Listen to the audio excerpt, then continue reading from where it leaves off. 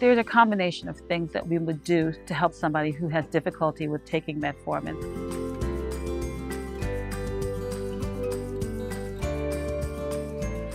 When you first initiate the dosing of metformin, you would start at a lower dose. Of course, sometimes people have very high blood sugars and you want to address that immediately, but you don't want to bombard somebody or blast them with a high dose of a medication like metformin, because more than likely they're going to have some type of gastric effect. There are some people who have no problem whatsoever, but we can't predict that in advance. So you start out with a low dose and you slowly increase the dose. The other thing that we would do or explain to the patient is that it's very important that they take the medication with food. Try not to take it on an empty stomach. Some of the challenges that I have experienced for people who take metformin are mostly of the GI aspect, meaning they have issue with stomach pain, some have nausea, some have bloating, some have diarrhea, some even have some vomiting with metformin. Commonly, the starting dose might be about 500 milligrams of metformin, and then we can increase the dose or titrate the dose up over time, like about a week at a time, to increase it to a higher dose. So you might go to 500 for a week and then go to 1,000 for a week.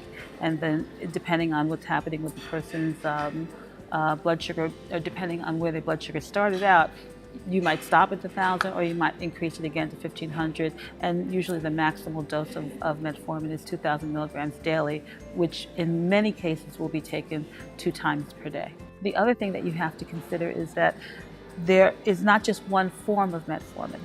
Okay? Metformin has multiple forms, but the 2 major forms are either immediate release or extended release. So the extended release was designed so that it's encapsulated and that it slowly releases into the system, and people have found that they have less GI or gastric side effects with the extended release. With relation to taking metformin and trying to be successful with your patient taking the medication, rather than just focusing on prescribing a medication, focus on your patient first. Know your patient.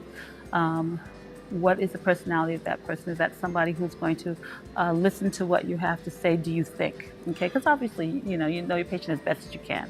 Build a trust with that patient. If you stop to listen to the concerns of that person, I think is going to trust you and be more willing to be adherent to their medication. Okay. Also, when you start a new medication with somebody, if your patient knows the side effects, knows what to expect when they're taking a medication, and they have one of those side effects, it's like, okay, I was told that would happen, and so therefore I understand that I should continue to take it until that time. But and also open the door so that they know they can contact you. If you are concerned about the use of metformin, then you should learn more about it. Watching a blog or listening to one person's feeling about it is not necessarily going to do the job. Do your homework and see what your colleagues have said about it, what they say about it in the professional journals, because there's a lot of information, and there's so many research studies that have used metformin both here in the United States and in Europe.